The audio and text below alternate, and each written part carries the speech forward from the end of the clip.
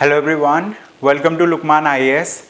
Today we are going to have the Hindu newspaper analysis dated 28th of July 2023. In today's discussion we have covered all those important articles that are important for the prelims exam and also for the mains exam. And also we have taken some questions for discussion in today's session. So let us start taking the discussion. So these are the list of articles that we have included for today's discussion, and also these are relevant areas, right? Apart from this, page number from the Hindu Delhi edition has been mentioned over here. So in all we have covered 11 topics for today's discussion. So we are going to start discussion on these topics one by one. So let's start the discussion with first topic. Okay, it says the hornets nest in the forest amendment bill. This article has been written by a forest ecologist and the CEO of Meta Steering Foundation. Okay, so he's a person like who has been working in the biodiversity related activities. So the crux of this article, he says that the operative part of the bill shows little connect with the preamble, excluding entire categories of forest from the ambit of law and even facilitating their destruction. So we are going to understand about this topic in detail, right, in today's discussion. So let's start the discussion now.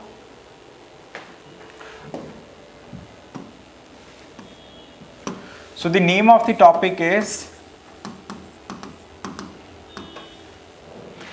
The Hornets Nest in the Forest Amendment Bill.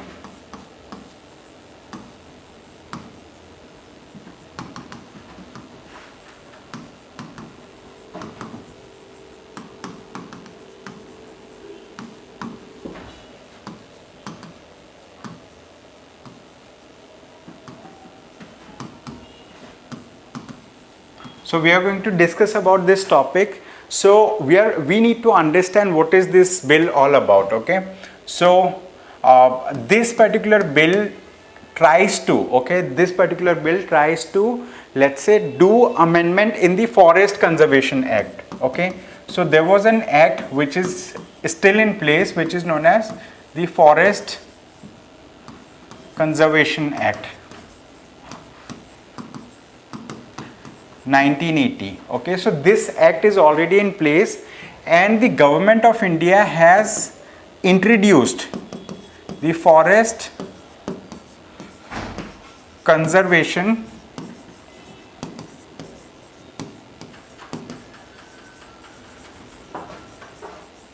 Amendment Bill 2023. So what does this amendment bill wants to what changes does this bill want to bring? So it tries to bring so many changes. First of all, it wants to rename this particular Forest Act which is already in place. So they want to rename it as Van Sanrakshan, okay, Van Sanrakshan Evam Samvardhan, okay, Samvardhan Adhiniyam.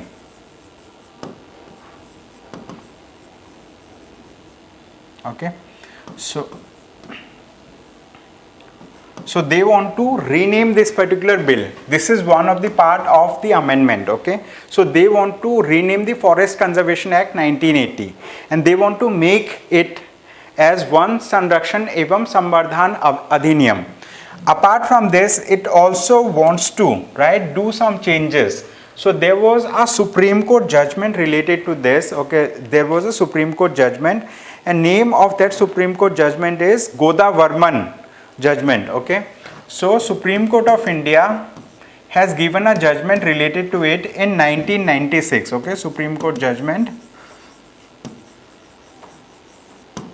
in 1996, which is also known as Godavarman. Okay, Godavarman judgment. Okay, in the Godavarman case. So in that particular case, the Supreme Court of India has talked about that a forest will be considered as a forest according to the definition, according to the dictionary definition of it. Okay, so anything that matches, okay,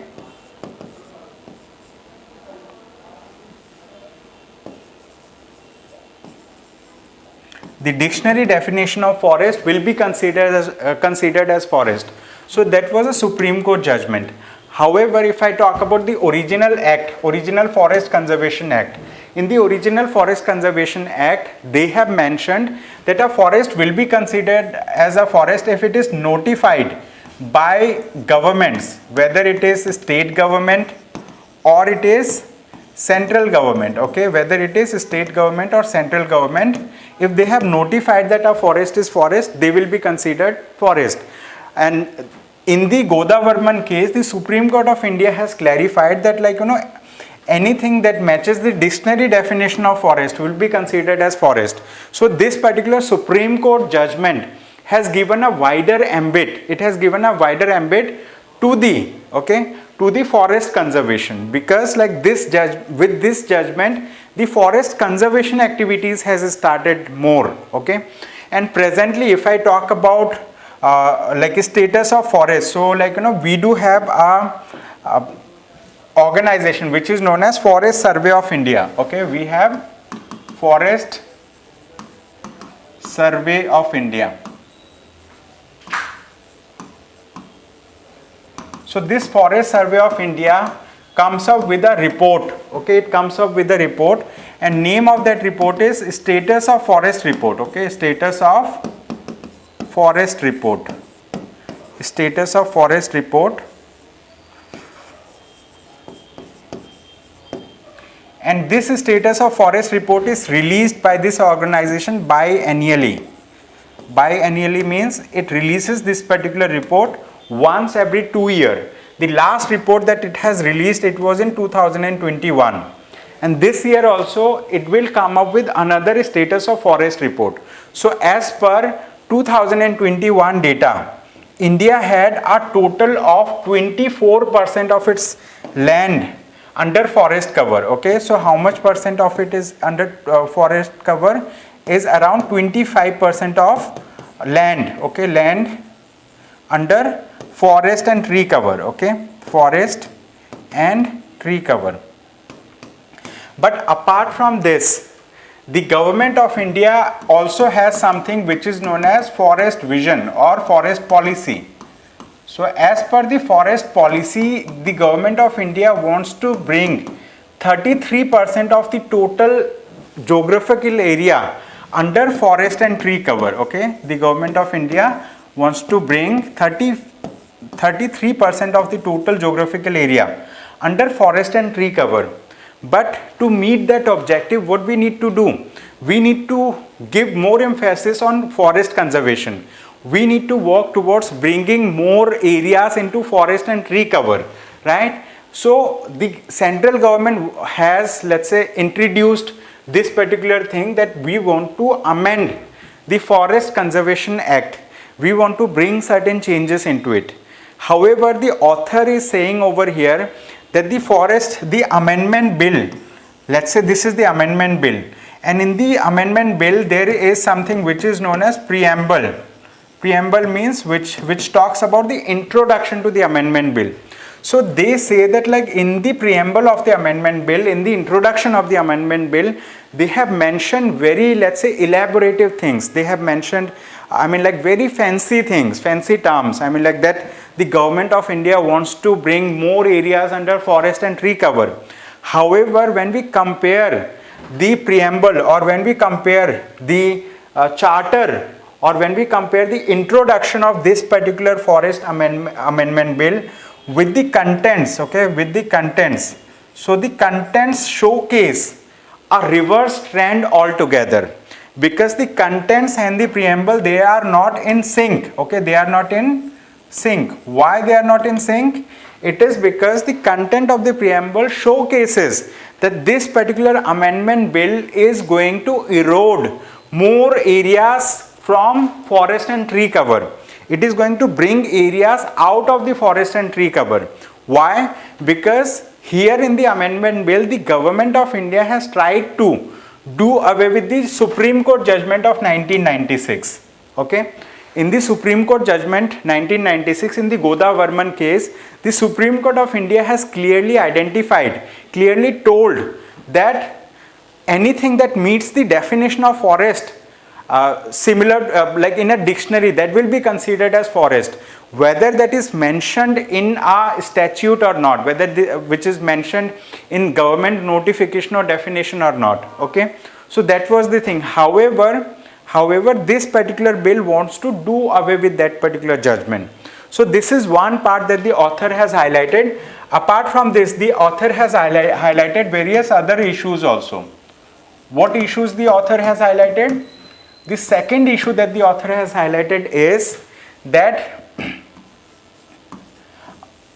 those areas, right, that are near the international borders, okay, that are near international borders, okay, international borders. Which areas? Let's say, like, if I draw the map of India, right, in the if I draw the map of India,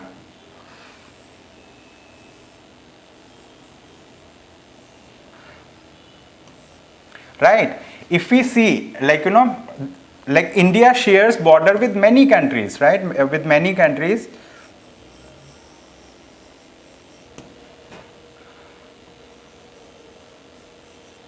Let's say this is the rough sketch of India's border, India's map. So India shares border with many other countries.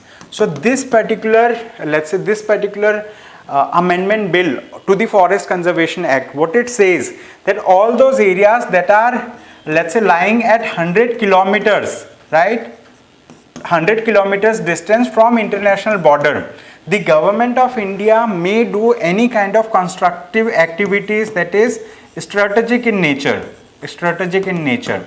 and that constructive activity may, let's say, bypass the Forest Conservation Amendment Act. Means the government of India may allow any, let's say, like any type of forest clearance in those areas that are near the bordering areas, because government of India may go for construction of road, okay, they may go for construction of roads or construction of army establishments, etc. Okay, in that case also the government of India will have to, okay, let's say, go for deforestation in those areas. So this is the issue number 2 that the author has highlighted. Author has highlighted many issues, okay. So this is the issue number 2. Apart from this, the author has also said that the bill introduces exemptions for construction of projects such as zoos, safari parks or ecotourism facilities, okay. It also gives exemptions, like if government of India wants to establish zoos or ecotourism parks, etc. So in that case also they may go for exemptions, okay, they may go for exemptions. So necessarily what this amendment bill is doing, the amendment bill is already diluting the provisions that were in place under the Forest Conservation Act 1980, okay. So these are the things that the author has said, and so it says that the operative part of the bill shows the connect with the preamble, okay, shows little connect with the preamble, like that. So this is all. You need to read this topic to understand little more, okay, to understand little more, although like from my side I have tried to explain everything, right. And also government of India wants to achieve net zero carbon emission by 2070, and if you want to achieve that thing, we need to go for more forestation, okay, we need to go for afforestation. However, under this particular amended bill, it is unlikely that the government of India will be able to achieve, like, that target that we have taken for ourselves internationally. So with this, like, we came to a question. We are going to solve this question. This is related to prelims exam. It says, consider the following statements about Forest Amendment Bill, okay, or Forest Conservation Amendment Bill, okay, it should be Forest Conservation Amendment Bill 2023. 2 statements are there and we need to identify which of the above statements are correct. Number 1, the act restricts the de-reservation of forest or use of forest land for non-forest purposes. This is right. Second, It seeks to exempt all strategic linear projects of national importance and concerning national security within 100 kilometers of international borders. The LAC means line of actual control, the let's say border that we share with China in the western sector of China, that is known as LAC, line of actual control. Then LOC, line of control, like that. So both of these statements are correct. So correct answer for this question is option C. We have also included explanation of the question, right, in the same PDF. You can download the PDF from the description of the YouTube channel, right, or YouTube video. With this, like, we will move to the next topic quickly. It says weighing on the National Research Foundation Bill. Okay, weighing on the National Research Foundation Bill. So let us understand this topic quickly. So I'll read out the crux of the article first. It says budgetary allocation for the National Research Foundation should not be reduced as growth in research and knowledge creation is linked to ample financial support. Okay, so this is the next topic that we are going to discuss. Topic 2, it says weighing in on the national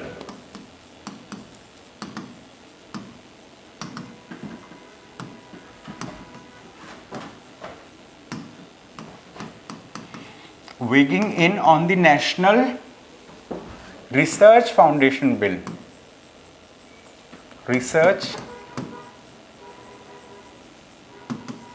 Foundation Bill. So let us understand this topic in detail. So when we talk about National Research Foundation Bill, the government of India has recently introduced, okay, they have recently introduced the National Research Foundation Bill in the Parliament, okay, in the Parliament. So what does this bill wants to do, okay, what it wants to seek, okay, it seeks to establish, okay, it seeks to establish the National Research Foundation, okay, it wants to establish National Research Foundation. What will be the role of National Research Foundation? The National Research Foundation will try to foster, okay, it will try to foster, let's say, greater research and development in India, okay, greater research and development in India. How it is going to do that?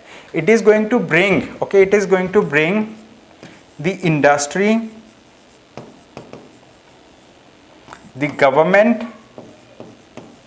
and the academia together, okay, academia means the academic research institutions. It wants to bring industry, the government and academia together so that our research and innovation spirit can be, let's say, like, fostered in India, so that more research and development happens, more innovation happens in multiple areas. So they want to implement National Research Foundation. So is India the first country in the world to have something like National Research Foundation? No, India is not the first country, because, like, if I talk about United States of America, they also have United States National Science Foundation, okay, they have United States National Science Foundation. And apart from this, many European countries also have similar bodies, okay, they have similar bodies. So on that role, we want to implement the National Research Foundation in India. It will be a body, okay, which will be funded by the government and by the private sector in such a manner that, like, it can, bring trust into the research and development in India. And this, like, how this particular idea came into being. So the idea of establishing the National Research Foundation as an independent foundation to promote and fund research was mooted by Kasturi Rangan Committee, okay, which committee? Kasturi Rangan Committee, okay, Kasturi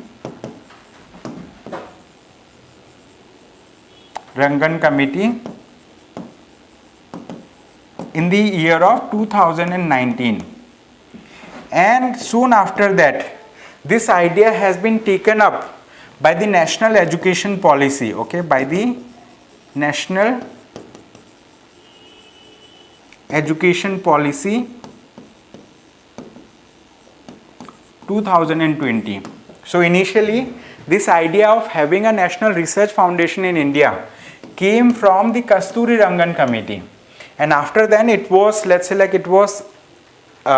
say, included in the National Education Policy 2020.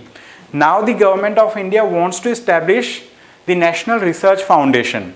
And how will the funding come? Okay, the funding for the National Research Foundation will come from, so initially, they have thought that we are going to fund this body with 50,000 crore rupees for first 5 years. Okay, so for the first 5 years this body is going to get 50,000 crore rupees, and out of that 50,000 crore rupees, 14,000 crore rupees will come from the government. Okay, it will come from the government of India.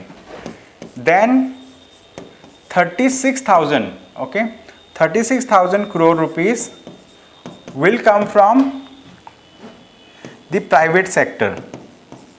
How it is going to come from the private sector? So you might be knowing that, we have in India, we have the Companies Act. Okay, we have Companies Act 2013, and in the Companies Act 2013 they have mentioned something which is known as corporate social responsibility. So as part of corporate social responsibility, the corporates have to contribute some amount, some funding, right, towards towards doing some social activities. So government of India is envisaging that around 36,000 crore can be contributed by these corporates, by these corporate entities through corporate social responsibility. Okay, so this is related to National Research Foundation. And apart from this, the Kasturi Rangan committee has also mentioned that this particular body, there should be proper funding for this particular body to make this body functional, because along with this introduction of this National Research Foundation Bill, the government of India has also notified that they are going to discontinue with SCRB. Okay, what is SCRB? SCRB stands for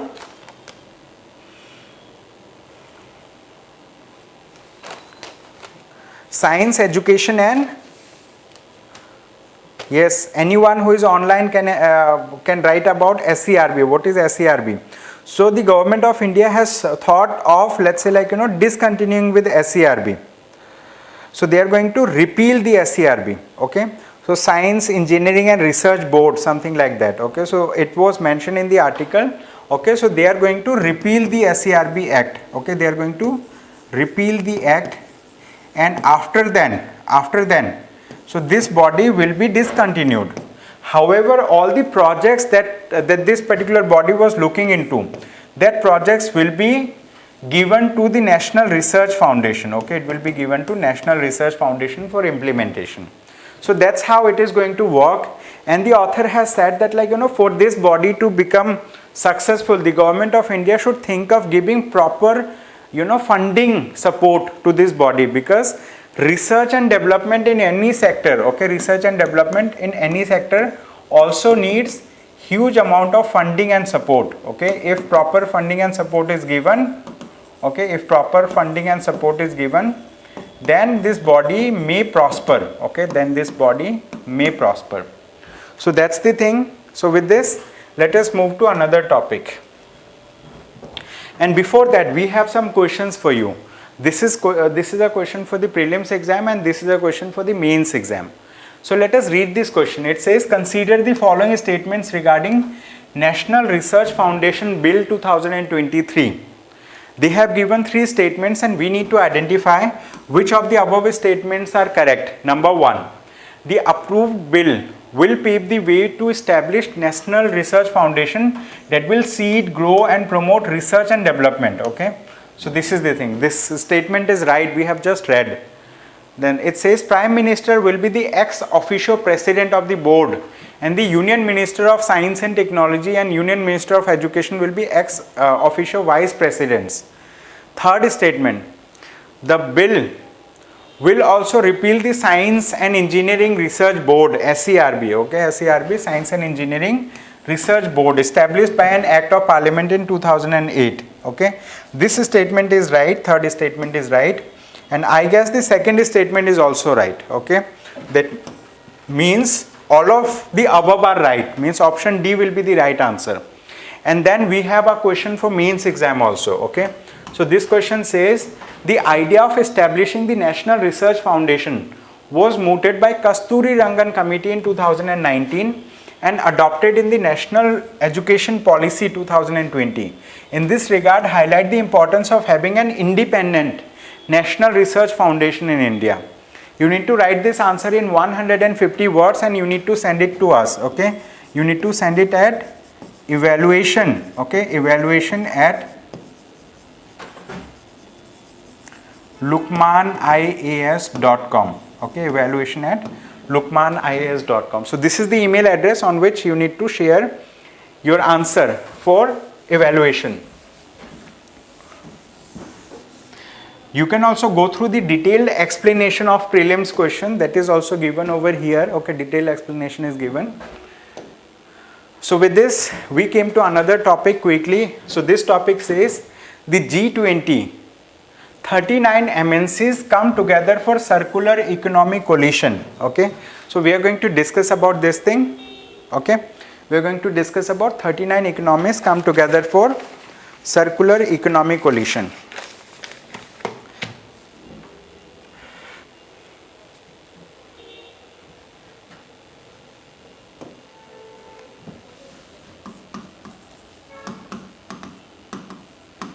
This is a very, very important topic, okay. 39 MNCs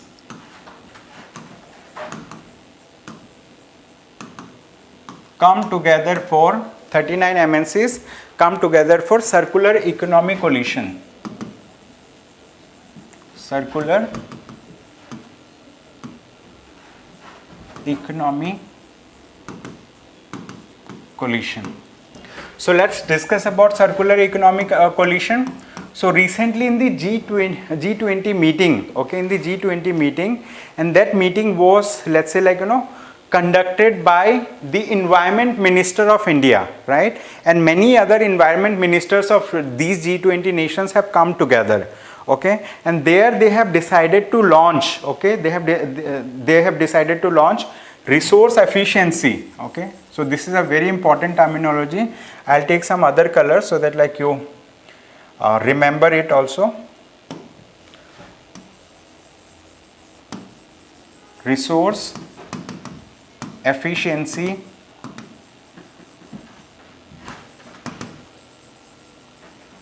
circular economy, resource efficiency circular economy industry coalition, okay. Industry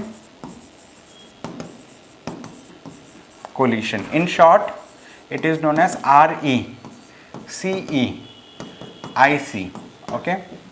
So they have established something like this. And what is this resource efficiency circular economy industry coalition? So it's a kind of, let's say, coalition or an association of industry body. So here they have clarified that this particular body will, like here the government, okay, the government of different countries will only act as facilitators, okay, they will act as facilitators,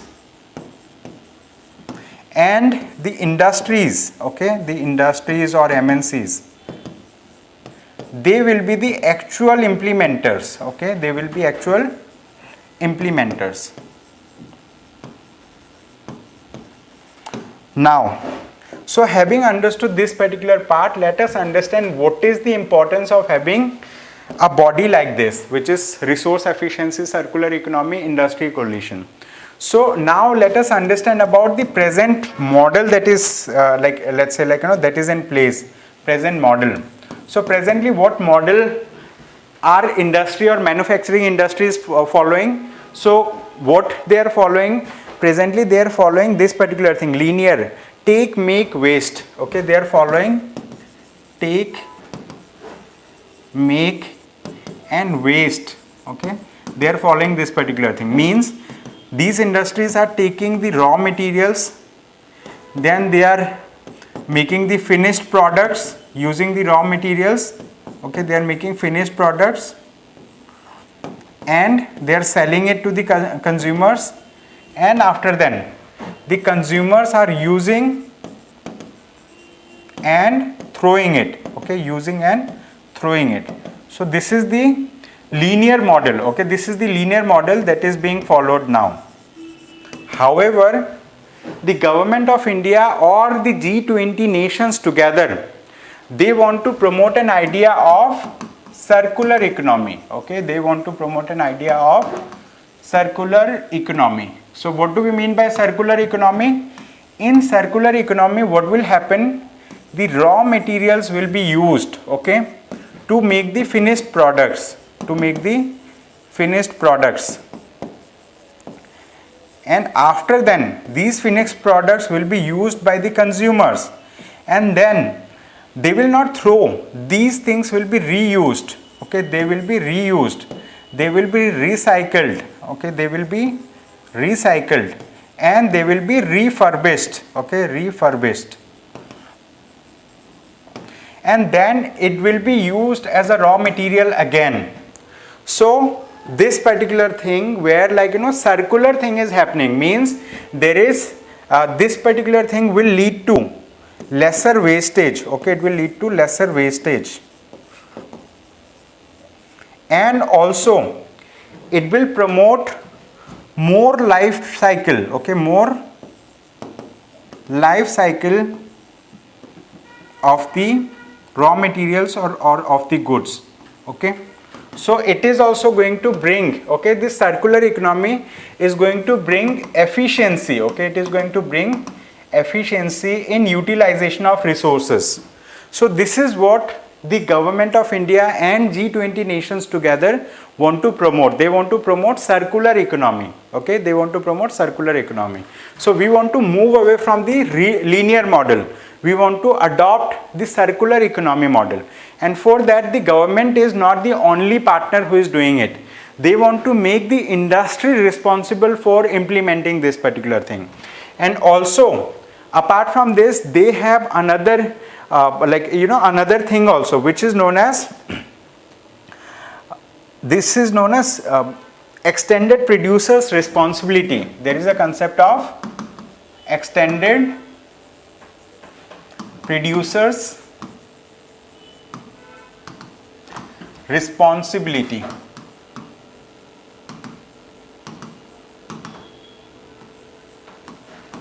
EPR. So this extended producers responsibility has been implemented, right, under the plastic waste management amendment rules. Okay, under the plastic waste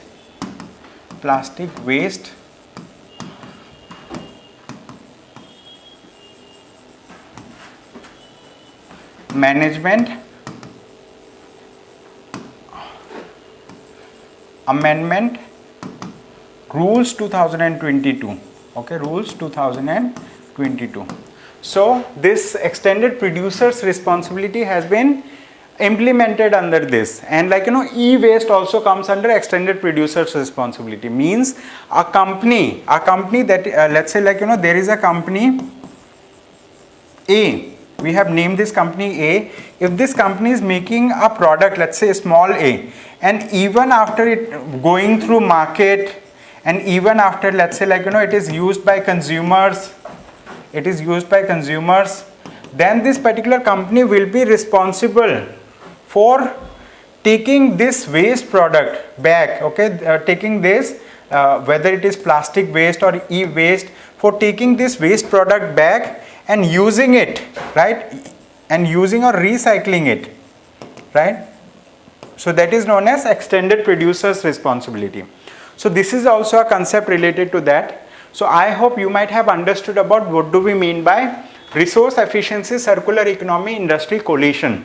So government of India and G20 nations, they have together, okay, the G20 nations under the presidency of India, have together implemented this thing, resource efficiency circular economy coalition, under which the governments of different countries will act as facilitators and industry, they will act as actual implementers, and they are going to move away from linear model of take, make and waste to circular economy model, where there will be reusage, there will be recycling, there will be refurbishing of the waste materials, so that the life cycle of the products increase, and also the cost of production reduces, and the cost of final goods that are being produced, that also reduces. Okay, and this concept is also associated with extended producers responsibilities under the waste management, plastic waste management amendment rules 2022 of the Government of India.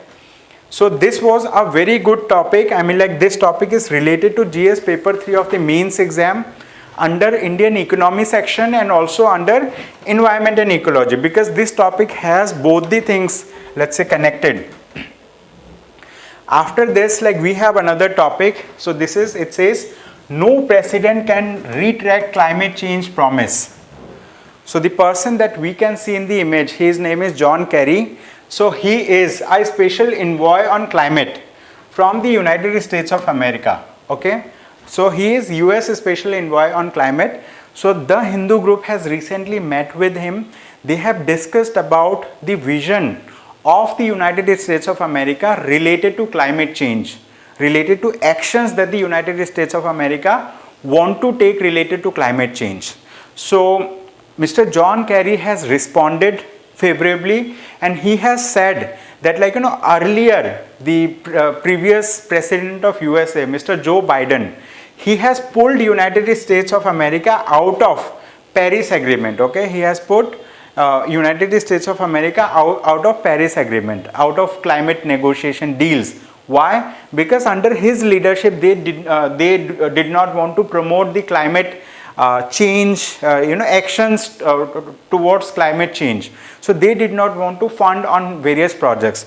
But he has said that the present President of the United States of America, Mr. Joe Biden, he and his party are committed towards, let's say, doing their bit towards climate change, and they are committed towards funding the global effort to mitigate the climate change. Okay, so he has said that not only United States of America, but India is also putting a great effort in, let's say, reducing the climate, global warming, in mitigating the climate change. Okay, so the in this discussion, so it was a discussion between the reporter of The Hindu and US Special Envoy on Climate, John Kerry. So there was just an interaction related to how the United States of America wants to reduce the climate change, okay, reduce or mitigate the climate change, and how the fundings will come. So he says that many NGOs are also working in India,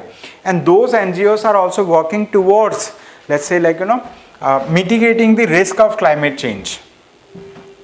So with this, we have another topic. We are going to discuss this topic very quickly. This topic says hepatitis B killed. Beethoven reveals forensic DNA analysis. So here this topic is related to hepatitis B. So we need to first understand about what is hepatitis B, and then we will understand about the story of Beethoven. Okay. So what is hepatitis B? Hepatitis B is a medical condition. It can be considered as a disease, and it is a disease related to liver. Okay. So what happens in the liver? Inflammation happens in the liver. Okay, inflammation means liver starts, let's say, inflammating, means garmi hoti hai, jalan hota hai, like that. Okay, so that's a condition, and this is hepatitis B, hepatitis A, B, there are let's say various types of hepatitis. So hepatitis A is inherited one, and this one is, let's say, acquired disease that happens. So this particular person has died because of hepatitis B, and this DNA analysis, forensic DNA analysis of this particular person was carried on after 2 centuries. What? After 2 centuries means after 200 years, the scientists have established that this particular person has died because of hepatitis B. So what makes this possible? Scientific inventions make it possible to do, some kind of, let's say, DNA or forensic analysis like this. And why Mr. Beethoven is very famous, very important, because he was a very famous musician. His name was Ludwig von Beethoven. So he was born in Germany. So he was a German musician, and he was a very popular figure there. And during his lifetime, when he was young, right, he knew that he has these and those problems. He had many medical conditions. He was aware of his conditions. He met with a doctor, and he told to his doctor that if I die, right, you have to investigate the reason for my death. You have to, let's say, diagnose my reasons for death, and you have to make my medical history public, right, for the general public at large, so that people know why I have died. What was the reason of my death?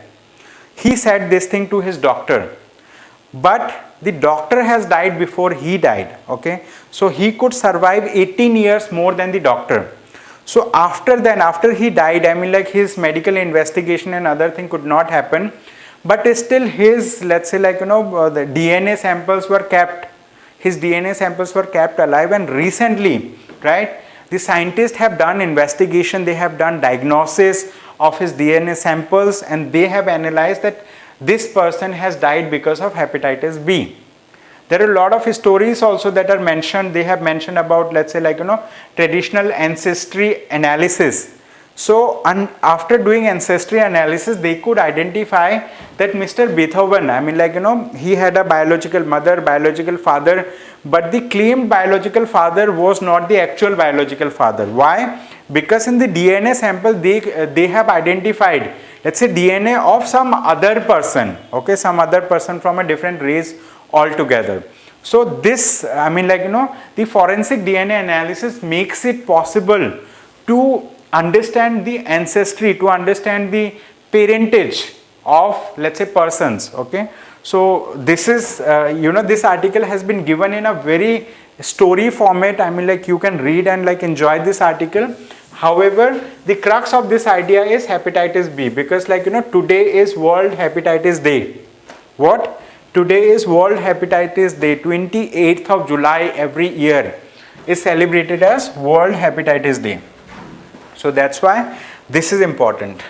Along with this, we have another topic. We are going to be quick in covering this topic. It says women's bill can be taken up only by consensus. Okay.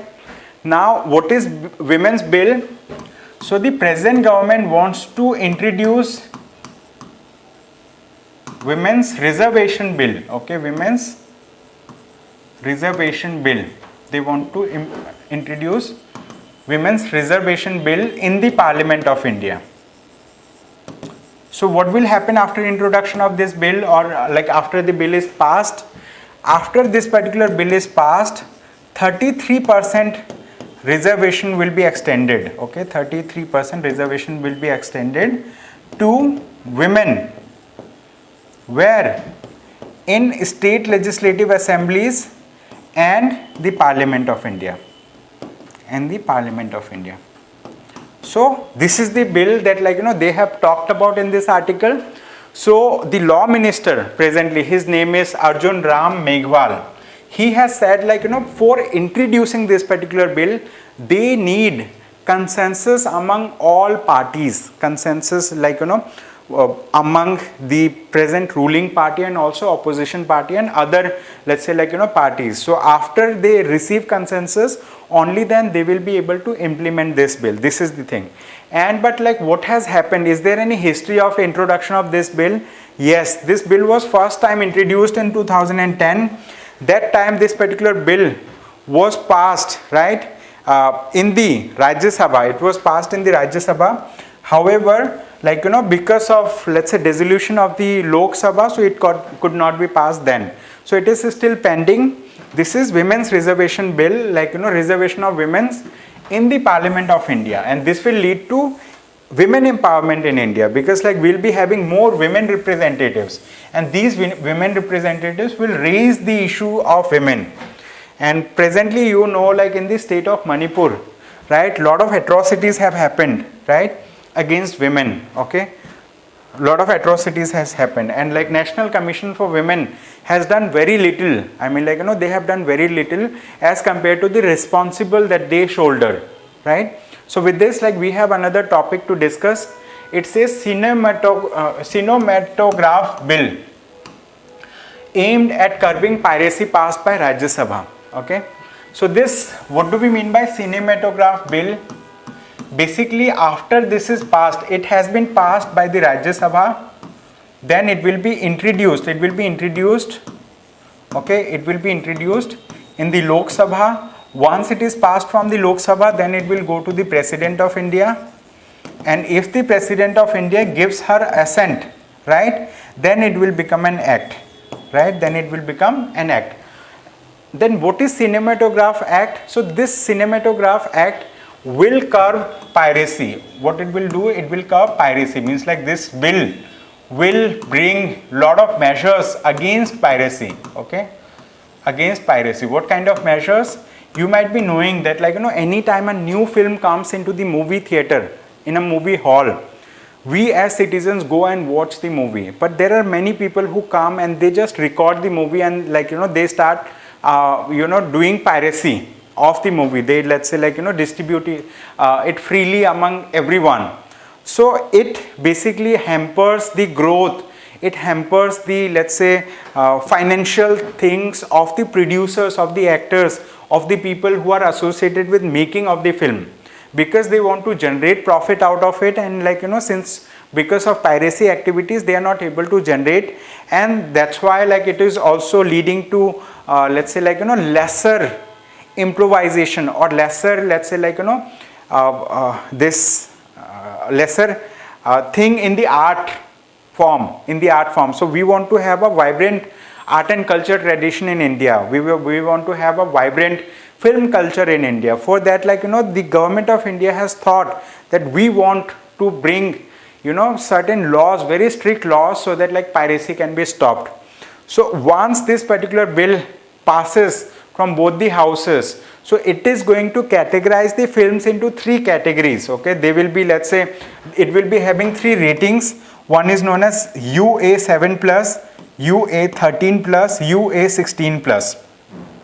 And these bills will also go through, like, you know, these things, I mean, these movies will go through the censor board, and after the censor board, let's say, like, clears it, only then it can be, let's say, showed on television and on, you know, film theaters. So this is what this bill wants to propose. And even after then, like, you know, this bill has lot of provisions of punishment, of penalty. Punishment and penalty means a person can be punished for up to, I guess, 5 years in jail, and, like, you know, a huge amount of money can be imposed as fine on the person. Okay, that is also mentioned in this bill also. So this bill proposes a jail term of up to 3 years and a fine of up to 5% of film's production cost. Okay, jail term of 3 years and up to 5% of the film's production cost can be imposed as fine to the person who is doing piracy.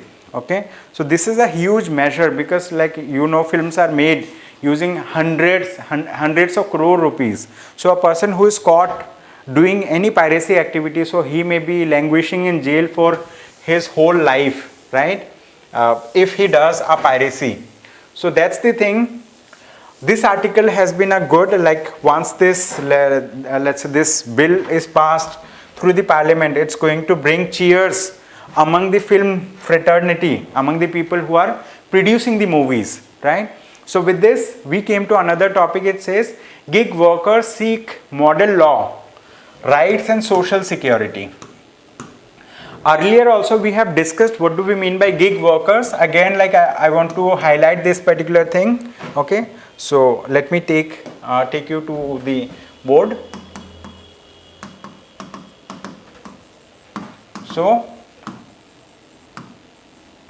what does gig workers seek? Gig workers seek model law. Okay, they seek model law and all. So now let us understand what do we mean by gig workers. Gig workers are all those people who are working for certain kind of platforms, okay, who are working for some kind of platforms. These platforms may be like, you know, food delivery platforms, or they can be cab related thing. Food delivery platforms, we have, let's say, like, you know, we have Swiggy, or we have Zomato, like that. You might have heard about it, Swiggy or Zomato. And if I talk about cab, you might have heard about Ola or Uber. You might have used them as well. So those workers who are working for some online platforms for their daily, let's say, earning, for their daily livelihood, right? So they are working in food industry or cab industry. There can be, you know, further classification of it. They are known as gig workers. And generally these like companies, they are known as aggregator platforms, okay. These companies are known as aggregator platforms, okay. They are known as aggregator platforms. And what these aggregator platforms do, these aggregator platform consider these gig workers as partners, okay. They consider as partners. In reality, they do not share any profit from the company to these people. But why they consider them to be partners? So that they do not have to, let's say, give them employee rights. Like, you know, if I talk about the like, let's say, definition of employment. So if there is an employee-employer relationship, okay, if there is an employee and employer relationship, in that case what happens? In employer-employer relationship, the employees get social security, okay. They get social security, they get job security and all. But in this case, these gig workers, these platform workers, do not get any such facilities. So that's why recently a very good thing has happened, that the state government of Rajasthan, the Rajasthan state government became the first state in India, okay, became the first state in India to pass the gig workers, the Rajasthan, you know, platform based gig workers act. They have passed this thing, and under that, like, you know, they have given lot of rights to the gig workers. So now there is an association of gig workers. This gig workers association, they have started protesting in front of the parliament, okay. They have started protesting in front of the parliament. Why? For securing rights, okay, for securing rights for the gig workers, okay, for securing rights for the gig workers. So that's all in this topic. Like earlier also, I have discussed this topic in very elaborate manner with all of you. So you may refer to our previous discussion also. So today I will limit my discussion timing. So with this, like, we have another topic. It says stapled visa for Arunachal athletes unacceptable, India, okay. So this article talks about standoff India, okay. So recently a kind of athlete meet was about to happen, that is known as World University Games, okay.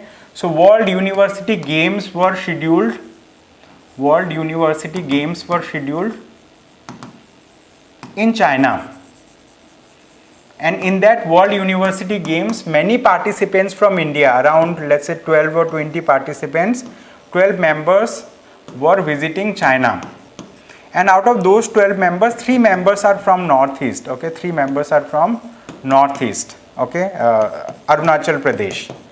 And 9 members have been given by China the visa, the normal visa.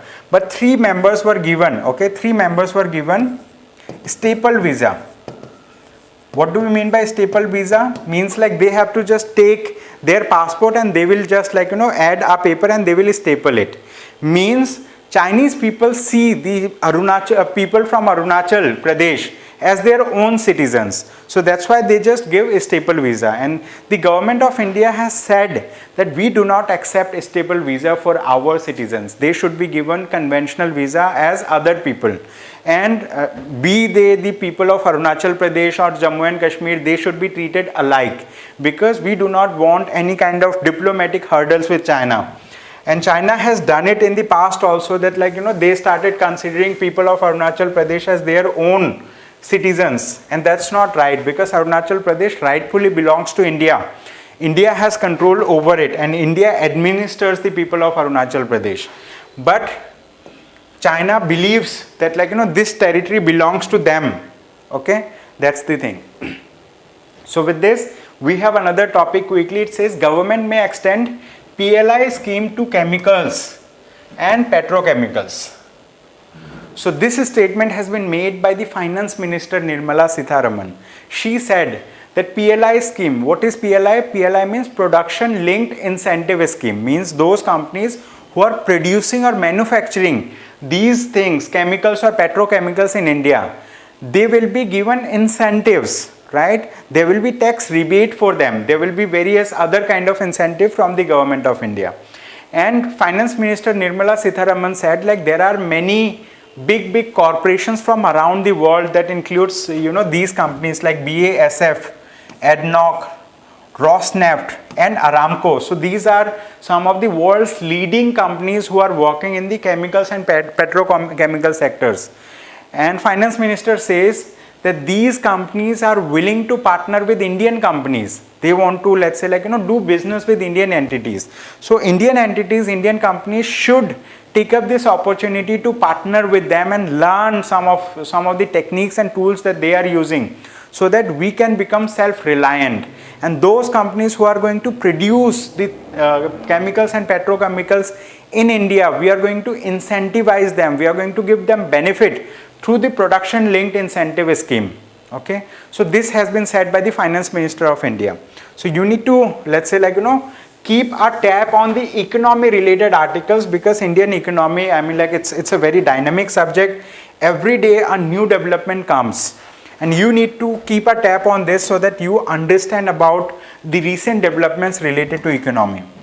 So with this, we have another topic. It says relaxing norms for biosimilars risks safety. So in this article, we will understand about what do we mean by biosimilars. Okay, biosimilars.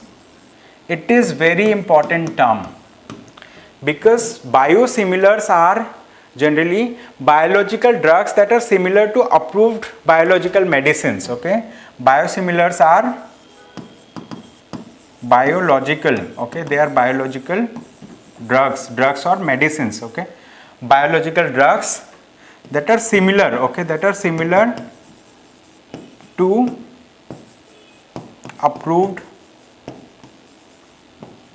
medicines. Okay, approved medicines.